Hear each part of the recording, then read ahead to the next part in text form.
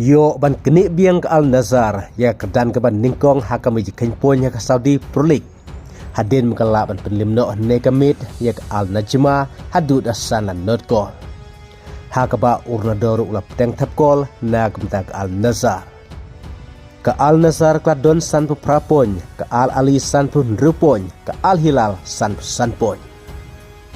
Bat lingba ke neka sikol ke ba urnador la yo nekamit kumta ker ke jong mentau lapoi sika kendai spa andrup sankol ke badang duna setang live sankol ban poi sika thong si hajar kol. Bat ngin se pej du bakut ke ayom mentah kat nokol urnador dang duna ban poi ane ban kenjo sika thong ke si hajar kol. Kumta ka jing ang nut jong urnador bat ke Al Nazar ban khur terpia ke Saudi Pro League mentah ke Indonesia ya ke jing kermen. Kad ba mentah kadang dep tang jing lekai karau ko ba ar pulai kad ba jing lekai ka Saudi Pro League kadon hadu karau ko balai pusau.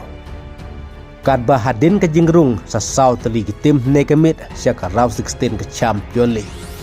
Kini gidi kat nru teli ke tim ki ban sai kun hakarau 16 mentah ka yom ban keni ya ke jing job haka Champion League bat nap deng jodi kat nru teli ngin se pet ke tim ke ban yo khur ka namadu ka champion mentah ka ayom haka Champion League.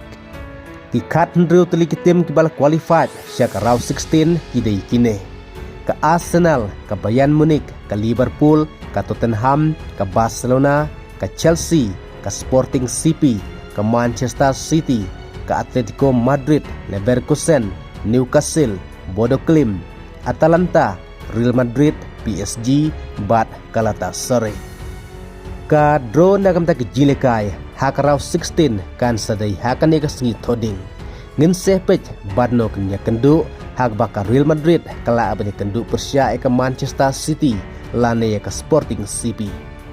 Ka PSG kala abani kendu Persia ke Barca lane ke Chelsea, ka Galatasaray kala kendu Persia ke Liverpool lane ke Tottenham. Ka Atalanta kala bani kenduk Persia ka Bayern Munich lane ke Arsenal, ka Newcastle kala bani kenduk Persia ka Barcelona lane Chelsea, ka Atletico Madrid kala bani kenduk Persia ka Liverpool lane Tottenham, ka Bayer Leverkusen kala bani kenduk Persia ka Bayern Munich lane Arsenal, ka Bodo Glimt kala bani kenduk Persia ka Manchester City lane ya ka Sporting CP.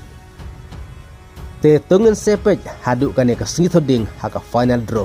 Bat no gitim kenze kendu ha ke jing lekai ha karau 16 kublai sibon.